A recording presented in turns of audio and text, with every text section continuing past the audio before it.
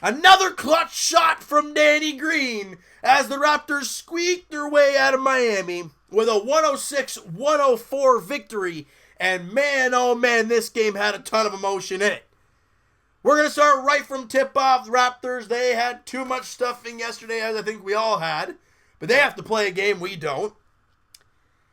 And they looked sluggish the entire first half. They were horrendous on offense. They were terrible on defense. The Raptors were -8 after the first quarter, 31-23. Hassan Whiteside just eating the Raptors alive on the inside.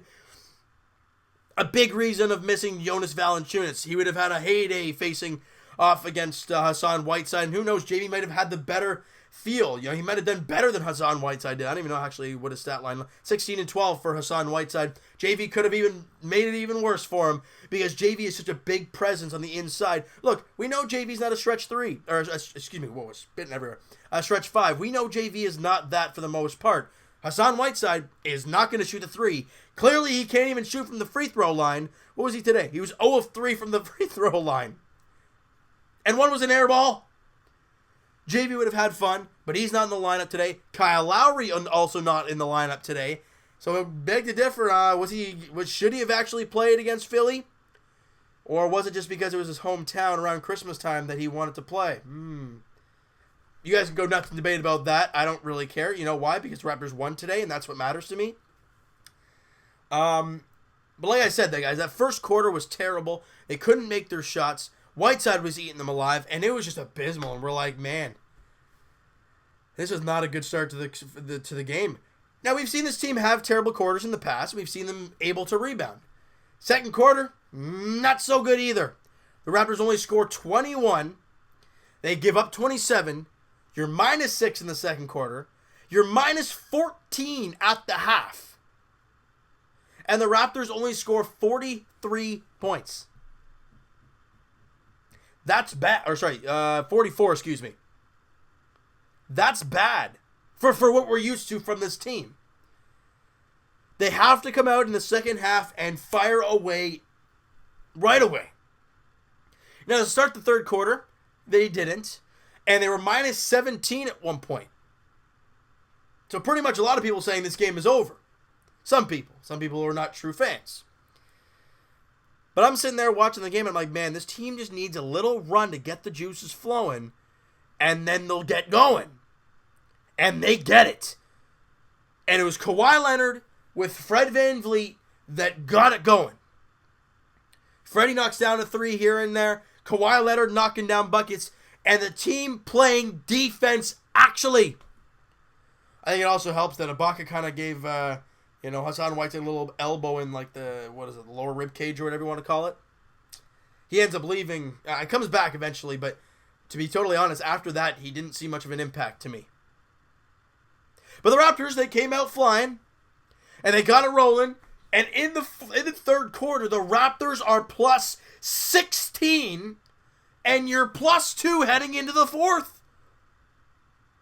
37-21 was the third quarter stats. Raptors got a total of 44 in the first half. And then in the third quarter, they got 37. They needed it, and you're +2 heading into the fourth. Now, in that fourth quarter, it was kind of back and forth, back and forth, back and forth. And what that did, because always in the fourth quarter, guys, as you guys know, the bench usually starts it out. You look to give them some leeway for the first 4 or 5 minutes, and then you bring in your regulars back to finish out the game. For the most part, that's what happens, depending on the scenario. Now, with today being such a tight game, and I'm going to sit here and tell you guys, the defense by the second unit was pretty damn good. They were holding their own against the Heat. And when Kawhi Leonard checked back, and Danny Green checked back in, the Raptors were I think they were down by 1. And there was 6 minutes left. So I think they did the time of when they actually sat on the bench at the end of the third quarter till they came back in. It was like 23 minutes. That's a huge rest for your main guys heading into the final stretch and it being such a close game. Now let's get to this close game near the end. And what happened? Well, Kawhi Leonard takes over for the most part. A couple guys sprinkled some in, Fred VanVleet knocks down a couple big threes because he's steady Freddy. Pascal Siakam gets a crazy non-call at one end on him, and they come down and knock down a shot, and we're like, this is terrible. Next play, I don't know if they got to stop at the other end or whatnot, but then Siakam gets the ball and goes right down the middle and, gets the contact and one and ties the game. The composure of Pascal, did he lose his mind a little bit? Yeah. But to watch him kind of forget it, move on, and play his game, it shows you how mature that kid is. Now let's go to about 25 seconds left. Kawhi Leonard up top. Whiteside comes up for the double team. I think it was Winslow with them.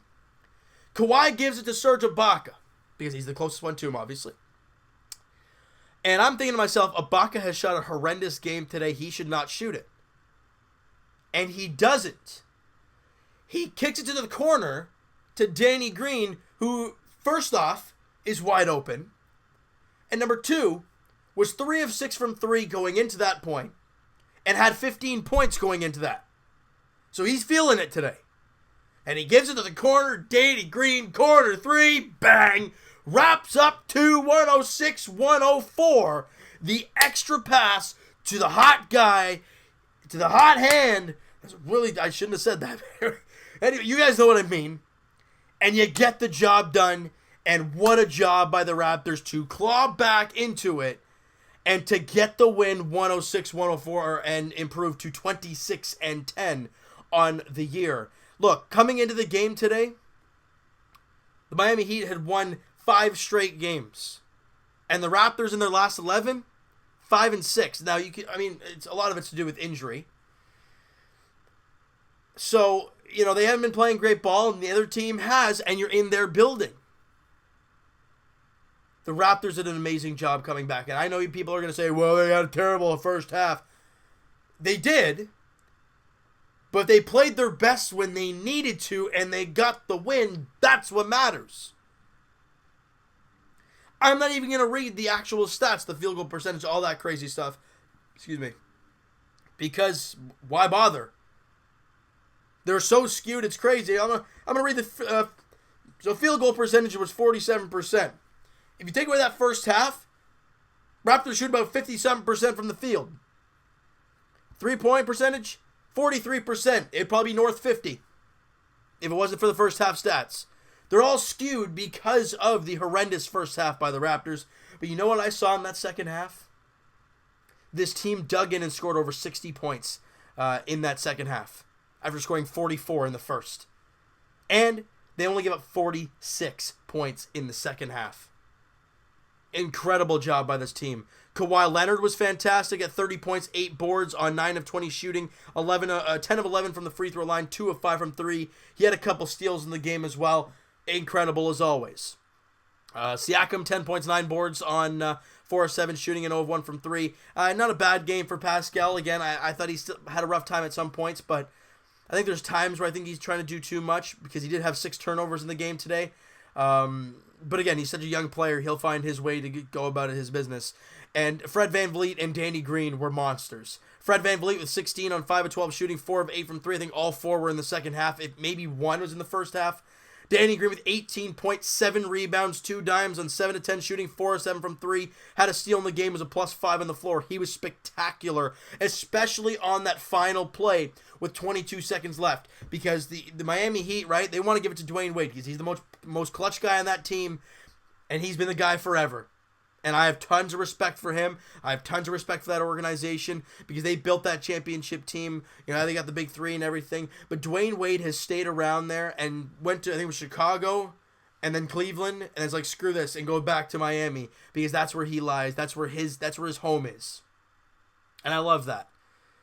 Now, unfortunately for him, Danny Green on that last shot was draped all over him. He fires an air ball. They kick it to Justice Winslow. They get the offensive rebound.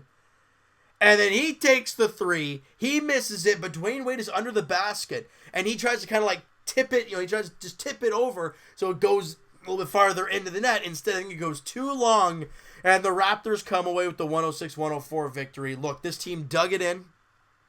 I loved what I saw from Norman Powell tonight. I know, guys, I love Norman Powell. He's one of my favorite players on this team. I can officially say that because of what I'm watching. Yeah, if you guys are just looking at stats and say 5 points, 2 boards, 2 dimes on 16 minutes, 2 of 4 shooting, oh, he didn't really do much. You didn't really watch the game then. Watching him make that extra pass to make things easier for everybody else, it was remarkable. It was like he was controlling the play. Perfect example. The Raptors are in transition. He gets in the corner. He could have taken a 3. And instead, he fakes it. Guy goes flying by him. He drives and drops it off for Greg Monroe. And I think Moose had the free throws on that play. The extra pass for free throws. Great job. I think Moose knocked them both down too. I loved what I saw from Norman.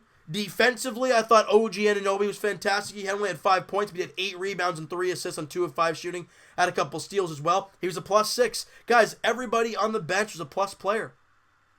Or even. They were good. DeLon Wright had 7. Obviously you didn't get a one guy that really dominated. But you had Moose with 9, DeLon with 7, OG and Powell with 5. But they dug in defensively, and that is where they won this game for the Raptors. It was 25-25 fourth quarter scoring. But that second unit did a big job of shutting them down and doing I was impressed. Look, without Kyle, one of your driving forces, and Jonas Valanciunas, we know JV is a huge part of this team, whether he's on the bench or in the starting lineup. He's a huge piece. And the fact that you don't have that, and Moose is going in there and showing us fantastic play, I'm not complaining. Now, it's great to see this team come away with a victory in a very tough place to play in Miami. Next up, the Toronto Raptors head to Orlando, Florida, to take on the Orlando Magic. 7 o'clock tip-off there on Friday night. The Magic have been in the total opposite direction of the Miami Heat. Miami was red hot coming into the game today. Orlando, not so much. They've now lost 4 straight games. They're 3-7 in their last 10. They're 14-19 on the year. A team that you have to beat. I don't care if it's home or away. The Raptors have the best road record in the NBA. They got to get it done against Orlando on Friday night, all right? So you know what, guys? That is going to do it for this one. You guys enjoy this video, and you guys enjoyed the game today. Smack the like button. I do appreciate that. Hit that subscribe button if you guys have not already. Comment down below, guys, what you think of the game. Who's your MVP? I got to give it to Kawhi. Ooh, Kawhi Leonard or Danny Green. I got to give it to Kawhi. 30 points, 8 rebounds. He was spectacular in all aspects of the game today. I want to hear what you guys have to say. Maybe you'd give it to Danny Green or Fred VanVleet. I thought they had great games too. But that's it for you guys to debate. And Evan and I will talk to you guys probably January 2nd podcast edition. We haven't quite figured that whole thing out as of yet. But guys, if you've not followed up the podcast channel or subscribed to the podcast channel, links are in the description. Please, guys, go do so. Show the support there. And listen to the podcast on iTunes if you guys do. That link is in the description as well. Twitter is also down below. Follow up, send me a DM, do all that great stuff. And I will talk to you guys Leafs edition as, when the heck did they play? I know that's the 28th, right? Friday night against Columbus. So the Raptors play Friday, and so do the Leafs. Leafs are in Columbus taking on the Blue Jackets. The Leafs are playing great hockey right now, having won 4 straight games. However, the Columbus Blue Jackets have won 4 straight games. They're a very good team. You're on the road. 7 o'clock puck drop there. Frederick Anderson, and it says Jonas Korpisalo is the expected starter. I'm assuming it's going to be Bobrovsky unless he's injured. You guys can let me know about that. And the Buds look for their 5th straight victory, which would be fantastic. And as for the Raptors, guys, like we said, they take on the Orlando Magic on Friday. All right, as the Raptors look for their 2nd straight victory, look to take down another Florida team down in Florida and continue to build on their already fantastic road record. 7 o'clock tip-off there down in Orlando on Friday night. I hope you guys enjoyed this video and the game today. We'll talk to you guys then.